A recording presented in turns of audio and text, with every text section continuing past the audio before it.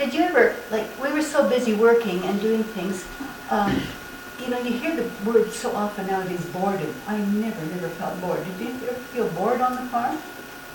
Because we had so much fun when the work was over, and, you know, the boys always made all these games, whether it was this round pole in the middle of the yard with strings out, and you'd pull the fella and he'd fly around in circles, whether it was on the ice. Yes. Hockey. And I already had that in Russia, and we brought that idea along. Yeah. When it was no longer good enough for hockey, you'd sink a post in. No, axle was a And wheel. the axle on the top, Axle was a wheel. tie a thing, and a sled at the end, and then have it fly around. Yeah. And if that wasn't good enough, you put a barrel on the sled, the person in the barrel, like maybe Rudy Thiessen, and then go to I built one on our farm at Black Creek, and I had some neighbor kids around. And you did the same. It didn't take long, the neighbor kids were around. Yeah. Or in summer, it was the swimming pool, that big lake with a swimming pool. Yeah. Everybody remember. What about school? What was school like for you guys growing up in Coaldale, and how did that work? Can I mention one thing? Yes. And that's about, like Horny did most of the plowing, maybe all the plowing. I don't know if I helped him out or not, maybe a few rounds. But this time he was plowing and I was disking with 4 horses. And I was so small at the time I couldn't reach the disc, in fact. And while I came against it, he started the motor and the tractor ran, and the horses were so scared they just ran away with everything. And I could just see how I couldn't stay on there. I threw myself backwards, and the disc went apart. And the horse ran toward the fence, and one of the horses was the laziest one, of course. He got caught with the fence post behind his halter and stopped the whole outfit. Mm-hmm. And then we could get the rest of it and fix it up. But the disc was in pieces. It was a borrowed disc from Mr. Dietrich Mallis. And it was hard for the parents to pay for all this. Pardon? Yeah. Schmetney were fixed. Okay. Well, that's right. Yeah. How about church life? Or I'm going to ask. Kina has some good stuff there. Well, I just sketched out when I thought of memories of our childhood days. Didn't those Bible studies in our areas play an important part in our lives? You had them when you were growing up. Oh, yes. You know, I think that was really, church was, of course, an understood part of the week. We were there morning and evening. But those Bible studies in different homes really have wonderful memories. Actually, we looked forward to it, didn't we? We just church quick, and then Yeah, afterward, then we could play after they had the very discussion and the parents visited, and we guys played like on that yard, wherever place we were, take places. And we loved it, the kids. Yeah. And it wasn't, I know when we worked, lived here in Tokyo, by that time it was sort of out, parents go to Bible study, it was kids, you know, lost. And do you remember how we sat in the living room? There's this table placed in the center, and the leading fathers of the neighborhood sat there, and sometimes they'd have a visiting preacher. Like maybe Mr. Brower or Mr. Willems or somebody was invited in and helped to lead the discussion. And then the older sons sat around the table. And you see, in my day, it was Dick and Arnold Berg, and then you fellows were all gone. And they could add comments. Remember that, Ernie? No. Yeah. And of course, there was a lot of singing. And then the women and children sort of sat on the outer fringe. Mm-hmm. It was very interesting. And the kids would all listen in, Sure. no matter what age. Yeah. And I remember really enjoying it. It was interesting that a fellow that was kind of unlikely, like Mr. Dave Friesen, Yes. on the Bible studies, he would add quite a bit. Yeah. He did. Yes, I he remember did. him too. Exactly. And I think that did. We appreciated him the for that. guy in that district, you know, because they could put in whatever they thought. Yeah. And he always had a good article to read Yeah. Good, Mr. Friesen? from the Lucho or Oh. from Hume Freud or from... Yeah. See you in school to what? What about school? When you guys were growing up, what was school like? Did you go to public schools? What was the school life like for you? How did it operate? How did you get there? What were the classes like? What sort of trouble did you get in with the non-Mennonite kids? We know about, well, how about before we went to school? Yeah. How did you go? Yeah. Horse Lance. went to public school, but it was already in 29 when they had the Bible school. And then Corey was the first one to start in the Bible school because that was just opened up and it was a new thing. There were 12 scholars and we had a teacher was Mr. Shearley. And that was 29. And 29, yes. Yeah. That's what I'm saying. Frank, I remember you were still on the back of the, was sort of a horse and Sullivan drove it with a covered sort of a wide, big, Horse vans, yeah. you know, and a big heavy buggy and Yeah. about 15 of us in there. Yeah, you could put about, Yeah. And that went into 20 Colville? yeah, 3 miles. yeah, he had that He comes way road. over there with Sullivan. Dad had that road for a while, didn't he? No, he took the one north and south on the Thiessen Road, right down that way. Oh, okay, because Dad drove it. But Sullivan was good. In the wintertime, he'd bring that old sleigh along, you know, with horses on, and we'd hook anything behind and we wanted. Yeah, didn't bother him. No. Put sleighs behind, Hold on. Sheldon, but didn't Pete would throw kids off the he back always door. I went to school in a van the first year. Oh, yeah. The second year, he got a bus. Oh, You know, the green thing with the windows cut Yep. inside. And we rode in that up till about 40, oh, what grade was it? 42 or 43, we got a brand new yellow bus. Yellow bus. Yeah. The only thing he could never do is shift it. He had a blue shed, 2-ton, before the yellow one. Who Sullivan? What year? I don't know, it was all like blue Yeah, shed, well, but that it didn't wasn't, that was with the box in the back of it. Yeah, You yeah. get the wind on the side, Yeah. and it was thoroughly smoked, we were just like sausages. Oh, you know. no. He kept it totally smoked. Oh, Yeah. because, He was a chain. Well, I don't know Oh, if I he changed. He see. smoked all the time. And it was just horrible. But never get Mr. Shelley mad. He always was. didn't you have a little run-in, Frank, with Pete? Once? Oh, with Pete, I always had run-ins with Pete. Didn't he stop one time and chase you all the way down the lane, and when you passed Dad, he turned and went back or something? What happened? Explain it. Well, there was a little, Oh, we always had, trying to play tricks on him, you know, Uh-huh. in the bus. yeah, And this particularly, I did something to him that backfired. Uh-huh. He found out who did it, you know. Mhm. Of course, then he got after me. uh-huh. And then didn't Pete Sheldon, we would take syrup pails, that was our lunch buckets? And then didn't you take a syrup pail and Pete Yeah. Sheldon would take it and, Well, Monday mornings, we always had a bucket in our lunch buckets. Yes, it's too. And he found out about that. And as soon as he got on the bus, he'd grab the lunch bucket and he'd shake it to see if it would rattle, you know. And you could hear the tree bug rattling around in there. And that's how you got rocks in your bucket again. but we had some really tough boys in the bus. And they seemed to always go in the back because they were picked up first. And then the Mennonites, they were picked up last because that's just happened. That's just the way our farms were located. And Dirksons were the last ones to be picked up. They had 6 kids coming in, and we had 5 or 6. And I remember he had Shulligan wasn't there. He had somebody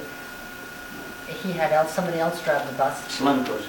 And when the first stop, he came from Colville. He was dropping the kids off. He stopped at Dirkson's, and 6 kids got out. And the guy looked, another one, and then he says, "Am I losing my job?" Because he couldn't believe all these kids. And then he came to our place, another one. So by the time he was only 3 or 4 miles out of Colville, the bus was just about empty. Then he had to take all the other kids home, you know. But it was funny. When you think of Sheldon had that early run and no gravel roads, and you know, he was kind of a frustrated man, but basically he was a good guy. Sure, he had up chains on some days. Chains on. He never really never beat anybody up. He never tell us once in a while, but I really don't think he was a bad guy. What else did you even have a question before? What else did you have? About school or about, You had a question, I thought, okay. Well, what was school like? Going to school in a public school, like Mennonite kids mixing with town kids, was that a problem or an issue ever, or classes being taught in English, or? Not to us. I remember the war very clean. I was very scared to get on the bus because we were so teased and everything else. And you remember that, Frank? During the year at war, and then we, Germans. And Oh, that, he saw the yes. Mennonite boys, it was so cold sometimes that the boys ran behind the van with horses to warm up, and he'd watch that. If the Mennonite boys would run behind, he'd whip his horses, and those guys walked clear home, all the way across the field. No, we cut across the Yeah, field I know, but still. and catch them on the next corner. It was very tense, the thing. The kids teased us so bad. I didn't care if they just leave me alone. I'll just sit there and tease me, but leave me alone, hit me. Because of the war. Yeah, Well, we were Germans. we Right. were fault of the whole war. What was that like? Like when the Second World War came, and war was declared, and you guys, not just being Germans but Mennonites, maybe in the community, what was the basic reaction? Not so much in the community. We know what that was all about, but in your family, like what did Grandma and Grandpa? What was their reaction? What was the talk around the table? Because that's a big issue. The only thing I remember is that for being Germans, we were all of a sudden we were Dutch. When somebody asked us what we were, then we were Dutch. That's what I remember. Other than that, it didn't seem to bother us. At least not me. No. We just accepted it, and I know that the school put on these little school concerts outside on the lawn, and they would say they would march to this soldier boy, and I just loved it. I thought that was such good rhythm, and I thought the world was kind of exciting. And my brothers, I was very proud that my brothers went to overseas, because I would always make sure that all my friends knew that I had 3 brothers overseas, and they were doing their part in the war. Do you remember that song, I don't want to fly over Germany, for I'm in the King's Navy? Remember we sang that with... Yes. But another thing that I'd like to ask, I didn't personally, never knew what to answer, because I was just a kid too. Well, your boys go to the army and fight for us. Your boys got to get killed for them. And you guys can go and stay here, and they're not to go and fight, That was an awful big issue. I can see how people would understand it. A CEO, a conscientious objector, how they'd feel that our boys went to save your life, but you guys can go just because you believe in something different than we do. That was quite an issue. What was Also, of course, there was more reaction at that time because they had lit both Mennonite churches. In one night they had lit both Mennonite churches, Burned them. set them on fire. The MB and also the conference in Vauxhall. who? Now that you say that, I remember. That was fellows from around the district.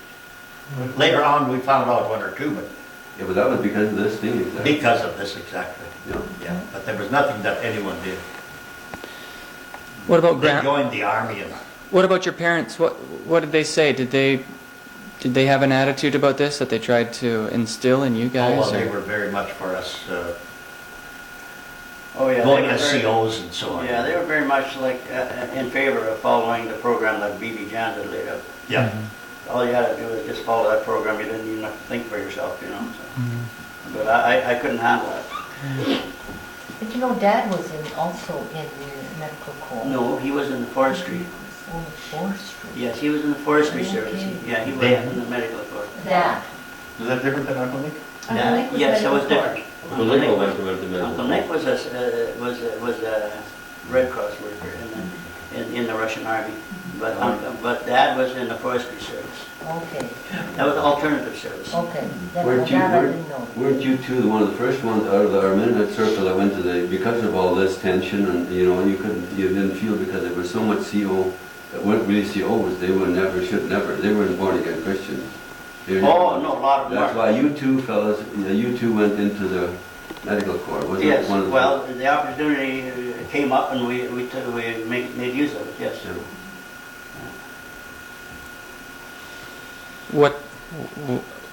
What happened because of that? Because of that decision? Well, how did you set or stand in the community, or in the family even? Did that? Well, I think in the community of Colville itself, it showed that the Mennonite boys were willing to do their part.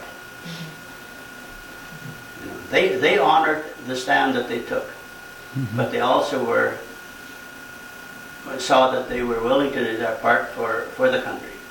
And I Respect think they others. respected him for it. Because there were a lot of, actually there was quite a number of them that went in the armed forces. But in the church, were you respected, or were you little sort of second-class citizens?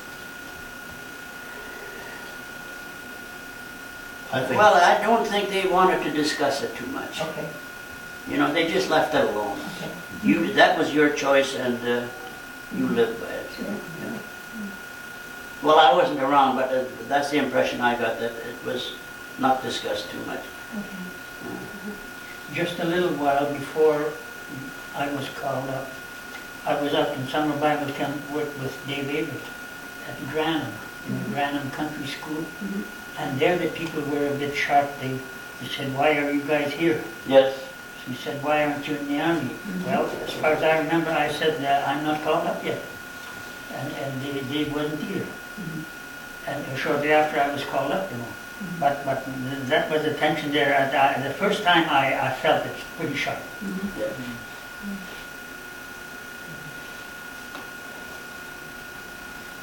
Well, of course, in many families, the boys didn't wait to be called up. As soon as they were 18, they could join up. Didn't happen. So you could join up without your mother's permission, but if you were younger than 18, then you had to have your mother's permission. Oh, okay. Because there were people that were taken off the draft that were headed overseas, and their mother phoned into the commanding officer and says, "Just a minute, this boy is not 18 yet. He may have said he was 18, but I'm telling you he's not." So then they pulled him off the draft, and they were really mad about it because they didn't want to be taken off. They wanted to go with their unit, you know. Yeah. And just because their mother had spoken up, you know. But this they honored, you know. If the mother phoned up and said, "This boy is not 18, then he was taken off. What age did you get called up? At 21, I did. And after that, it was 20 and 19-year-olds were called up after, in a year later. Because they were getting desperate.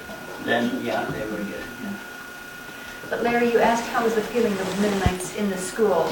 Well, I think after the war was over, I never felt any discrimination against us. I felt very comfortable. In fact, most of my friends were non-Mennonite kids. And we held Par, you know, had positions as, you know, president, vice presidents of student boards. And I just remember good feeling with the young people. I did too. I think that the people that were even more discriminated against than we were the Japanese. I felt, see, they had come from, there's a lot of them came into Canada and Alberta to do beats and that, and we had those kids in school and they were our friends. And I felt some tension from them, not towards us, but just the way they were handled, and they were taking far more blunt than any one of us. I never thought. So they gave up a lot. But they were very nice people. We had very good Japanese friends. I was actually surprised that they had a homecoming for the boys from overseas, especially. And we were a quartet of four fellows that sang together Christian songs, and we were invited to sing for the homecoming. In the You know community hall? Yeah, it was in the community hall, I believe it was. Yeah. And we were conscientious objectors, and still they invited us, you know, to do that. And we thought, well, it's great something. One very important time in family life on the farm was butchering pig day. We all looked forward to that. We would invite neighbors. Usually there would be about 3 or 4 other couples, friends from our parents would come in, and then they would have this full day of butchering pig, and it was really a fun day. Even for the adults, I think everybody just had a good time because they did it together. And like who said, you didn't use everything except The squeak and the hair. That's the only thing that got away. Yeah. Otherwise, you used everything, and we just lived on pork meat. Basically, that's what I remember is using pork meat. and it was a wonderful day. And then we also made syrup from sugar beets. That was a big commotion. Ooh, I hated that. That was a big job. That was the worst syrup. you And we could learned to, It was the best stuff you could do. it was good. We got used to it. We really liked that syrup. But it took an awful lot of work. Yeah. What did your diet consist of? Oh, potatoes, pork, meat, Chicken, chicken, eggs. Raw cuckoo? yeah, a lot of dairy products, a lot of baking, awful lot of yeast baking. Puff wheat, baked bags. Potatoes for every meal practically. We had them do. fried. Bread, always bread. Yeah.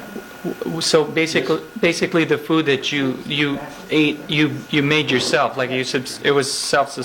Very much. What would you buy that you couldn't get yourself? What kinds of commodities would you buy at Not coffee? very much. Sugar, Some flour, flour. sugar. Of course, flour would be traded in. That would take a load of wheat to the elevator, Yeah. and they'd mill it, and then they would load the equivalent.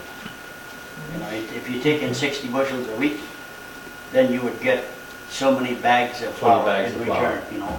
Whatever the wheat was worth, plus the cost of the milling, plus whatever. And they would get back the flour in your box, and you'd go home. Oh, it's wonderful. Yeah. Then you guys would lug it upstairs on the You other would lug it side. upstairs, yeah. and Pile it you'd up nice had, Mother always had flour. for all winter. We Yeah. either went to the Hutterite farm or we went to the Ellison Milling. Ellison Milling would do it, yeah. Yeah, that was a big day. We could go along with that sometimes. You were all along, but then 60 bushel team of horses, 60 bushel wagon, wheat, and then on the back. And Is that when Uncle Ben Like went there? that, well, that could be. Yeah. And then back we had sacks of flour. And for dinner, we could tie up the horses, and he bought bulka. You kauft this bulka. I mean, that was bought and bread, we always said. You kauft this bulka in German. And a sausage like that. My dad used his knife for everything. He's got slices for each one. Passionate. we must mention, Exactly. Dad had a pocket knife. We will all remember. It was very sharp, but he always carried his pocket knife. Brown. It was the only tool of a veterinarian, because they used him as a vet in the area. And That's then right. Then he On would just wash it, No. and then he would use it for cutting our apples on his lap, and the sausage, the bologna. It was an all-purpose knife. But we all remember Dad's pocket knife. And many times, a loaf of bread was brought on the table, and Mother hadn't got around to slicing it.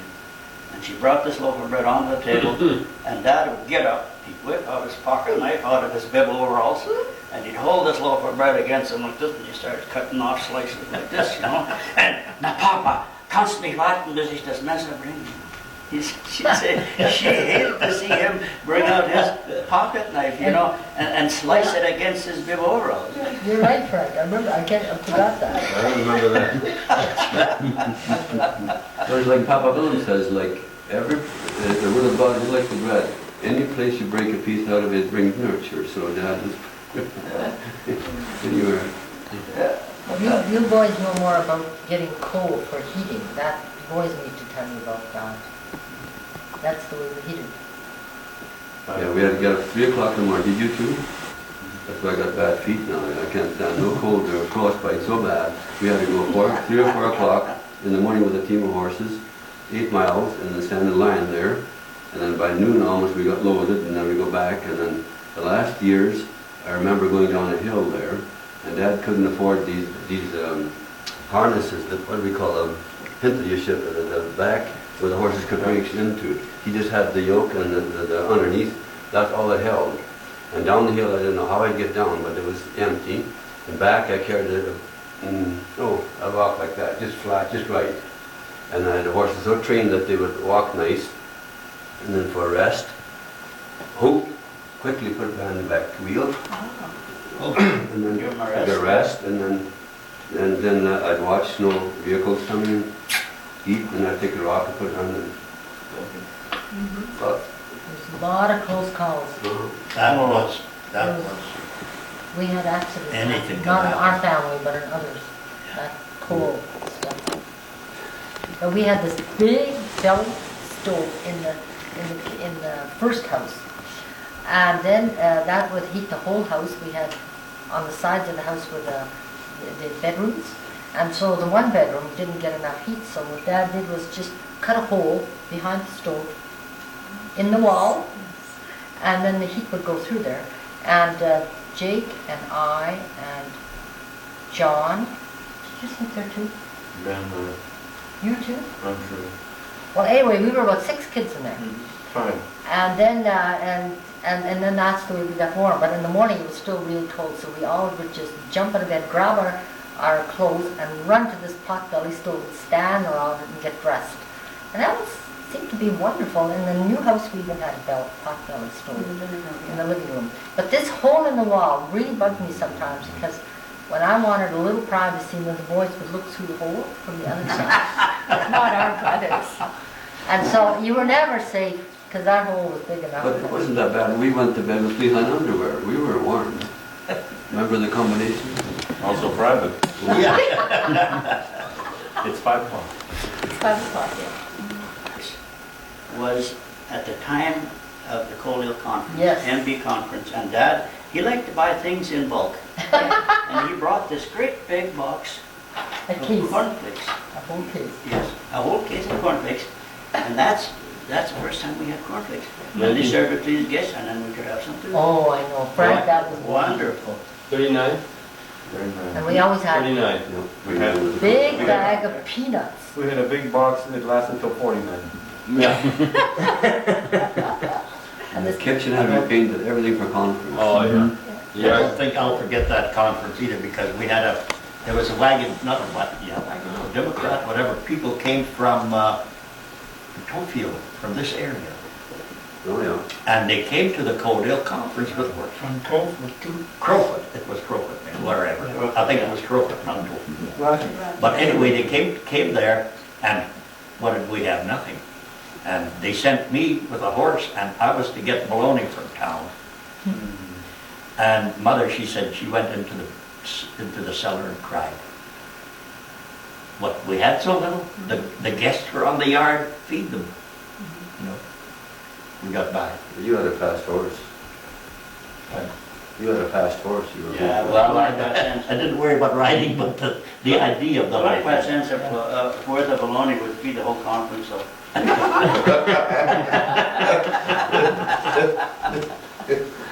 Okay, thanks.